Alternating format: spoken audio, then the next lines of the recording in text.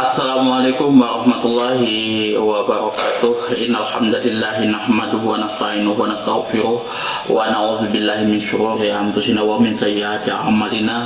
May yahdihillahu fala mudilla lahu wa may yudlilhu fala hadiyalah. Asyhadu an la ilaha illallah wahdahu la syarikalah wa asyhadu anna Muhammadan abduhu wa rasuluh. Allahumma shalli ala sayyidina Muhammad wa ala ali sayyidina Muhammad kama shallaita ala sayyidina Ibrahim wa ala ali sayyidina Ibrahim wa barik ala sayyidina Muhammad wa ala ali sayyidina Muhammad kama barakta ala sayyidina Ibrahim wa ala ali sayyidina Ibrahim fil alamin innaka Hamidum Majid. Rabbi shrah li sadri wa yassir li amri wahlul 'uqdatam min lisani yafqahu qawli, amma ba'du. Hadirin hadirat jamaah kaum muslimin wal muslimat yang dirahmati oleh Allah Subhanahu wa taala. Di hadis 535 ini kita akan membahas hadis tentang menggunakan kain yang dicelup itu ya, dengan za'far. Ini lanjutan daripada hadis 534 ya.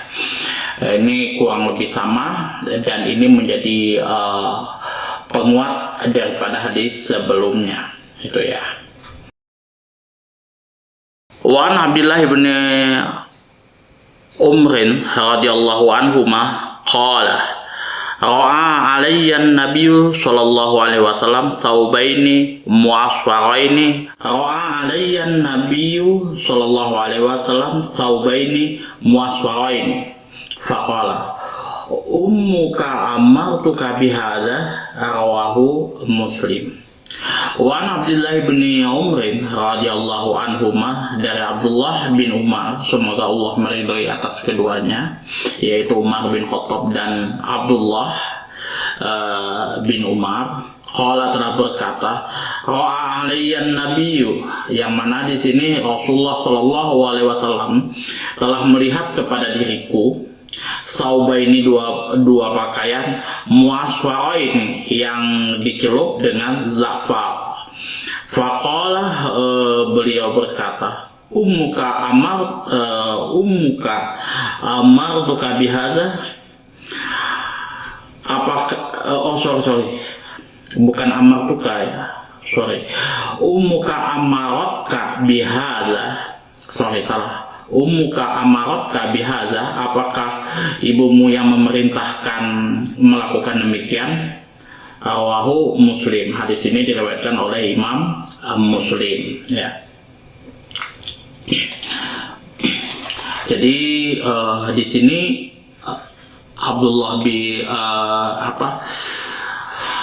bin Umar pernah memakai dua helai pakaian yang dicelup dengan za'far. Kemudian di sini Rasulullah Shallallahu Alaihi Wasallam berkata kepada Abdullah bin Umar, di sini dengan nada yang marah, ummuka amaratka bihadza, apakah ibumu yang memerintahkan seperti itu? Nah, nanti kita akan bahas di makna keseluruhan, kemudian analisis rapat dan fikih hadisnya. Seperti apa sih pengertian daripada ummuka amaratka bihadza? Yang namanya pakaian masfarah di sini, muasfarah di sini adalah pakaian yang dicelup dengan asfar. Nabi Shallallahu Alaihi Wasallam telah melarang kaum lelaki memakai baju di sini. Larangan ini menunjukkan pengertian makruh karena hal tersebut menyerupai wanita. Demikianlah menurut pandangan jumhur ulama, jumhur sahabat dan para tabi'in. Ya, jadi ini bukan mutlak haram, tapi ini makruh. Tapi umumnya kalau makruh itu sahabat tidak menggunakan pakaian di sini ya. Imam Ahmad mengatakan bahwa memakai baju tersebut hukumnya adalah haram karena berlandaskan kepada makna lahiriah daripada larangan tersebut dan berpegang kepada sabda Rasulullah Shallallahu Alaihi Wasallam yang mengatakan di sini, ummuka amaratka bihadza, apakah ibumu yang memerintahkan kamu memakainya? Demikian ini kalimat ini menunjukkan sikap yang keras dan hukuman ya, itu ya. Jadi memang keras dan ini ada hukumannya gitu ya. Istilahnya memang ibumu kayaknya nyuruh seperti itu, kayak gitu kan, yang ngajari kamu seperti itu, gitu maksudnya. Itu kan kalau di Indonesia tuh gitu. Emang bapakmu kayak nyuruh seperti itu, kok bisa kamu melakukan hal seperti itu? Nah, itu kalau ininya kayak gitu.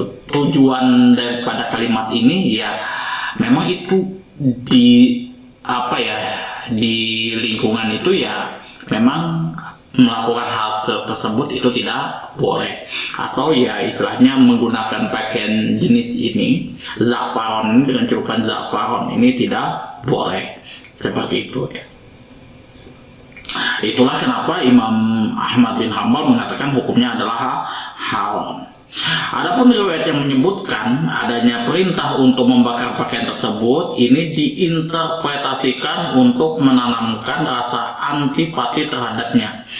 Karena di dalam riwayat yang lainnya disimpulkan suatu hal yang menunjukkan bahwa Nabi Shallallahu Alaihi Wasallam memprotes sikap seorang sahabat yang telah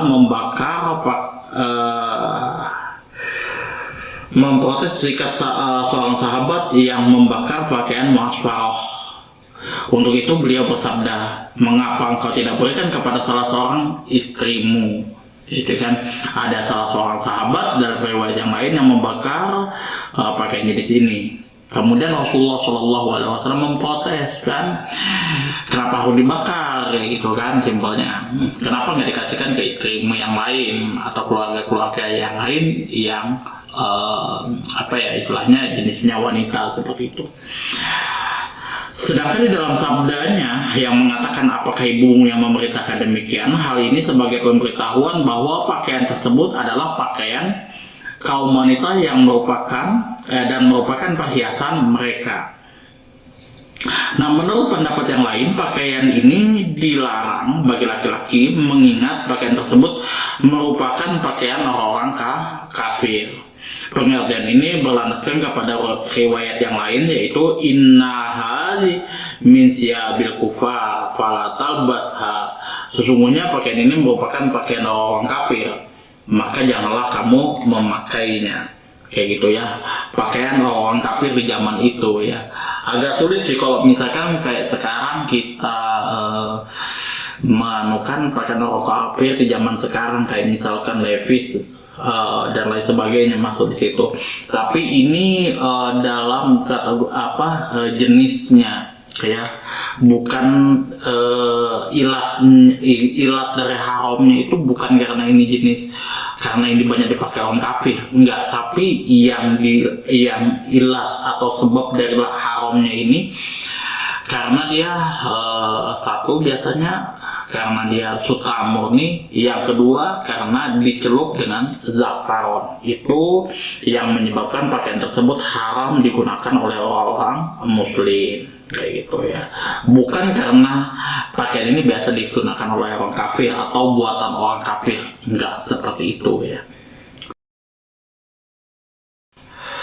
Muaswarah ini di sini kedua pakaian yang dicelup dengan aswar, nama setanggai tumbuh-tumbuhan yang terkenal berasal dari negara Yaman ya.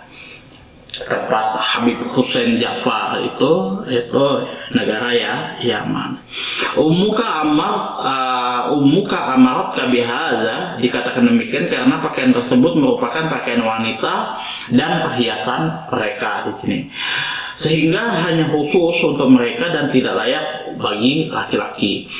Kemarin kita sudah bahas di hadis sebelumnya bahwasanya seorang laki-laki itu dilaknat. Rasulullah Shallallahu Alaihi Wasallam melaknat laki-laki yang menyerupai wanita dan sebaliknya, seperti itu ya. Rawahu Muslim, hadis ini diriwayatkan oleh Imam Muslim, lengkapnya sebagai berikut. Qultu al-shiluha qala bal ihriqhuma. Aku bertanya, apakah aku harus mencuci kedua pakaian ini? Rasulullah Shallallahu Alaihi Wasallam kemudian menjawab, tidak, bakarlah keduanya. Itu ya. Larangan memakai pakaian yang dicelup dengan aswar karena mirip dengan wanita, dan pakaian tersebut hanya dipakai oleh kaum wanita. Jadi yang namanya seorang laki-laki itu haram hukumnya menggunakan pakaian-pakaian yang biasa dipakai oleh wanita ya. Kalau di Indonesia kalau zaman sekarang itu lingerie itu kan, itu nggak boleh dipakai untuk laki-laki. Kemudian mukena dan lain sebagainya itu nggak boleh dalam tujuan apapun kayak gitu kan, baik itu konten nggak apa segala macam, sebenarnya itu nggak boleh. Itu hukumnya adalah haram, itu nggak boleh. Rasulullah Shallallahu Alaihi Wasallam melaknat kita yang menggunakan yang menyerupai laki-laki menyerupai wanita, wanita yang menyerupai laki-laki, itu nggak boleh dan itu haram hukumnya. Tapi ingat ya, kalau menyerupai laki-laki, laki-laki menyerupai perempuan atau perempuan menyerupai laki-laki itu tergantung dari tempatnya masing-masing ya. Kalau Indonesia itu misal contoh melambai, bahasanya gemulai, nah itu sudah sudah menyerupai laki-laki, laki-laki itu sudah menyerupai perempuan, itu sudah haram hukumnya ya. Mau kemana mbak, mau kemana gitu kan, terus tangannya lentik kayak gitu kan. Nah beda kalau misalkan di Thailand. Kalau di Thailand itu sudah memang logat dari mereka, aksen dari mereka, jadi ya memang seperti itulah. Laki-laki pun kalau misalkan kalau saya dengar dari logat mereka itu ya, walaupun dia jantan, kekar apa segala macam laki-laki, tapi ya memang seperti itu bahasanya gitu kan. Jadi ya kalau untuk itu ya memang nggak ada masalah kalau di situ kayak gitu. Walaupun ya kalau di Thailand itu sudah ada jenis-jenis yang lain yang tidak bisa diidentifikasi lagi kayak gitu. Tapi kalau misalkan dia straight kayak gitu dengan bahasa yang melambai atau kemayu, ya memang itu dasarnya memang bahasanya ya seperti itu, logatnya seperti itu. Nah kalau di Indonesia logat yang seperti itu, kemayu seperti itu sudah nggak boleh, itu haram hukumnya. Jadi mengikuti daripada adat istiadat setempat seperti itu. Itu saja yang dapat saya sampaikan, kurang dan lebihnya saya mohon maaf yang sebesar-besarnya apabila penyampaian saya tidak sesuai dengan ekspektasi teman-teman atau ada kata-kata saya yang menyinggung hati teman-teman semuanya. Apabila ada saran, kritikan, masukan dan juga pertanyaan, silahkan teman-teman atur di kolom komentar. Akhirul kalam, wabillahi taufiq wal hidayah. Assalamualaikum warahmatullahi wabarakatuh.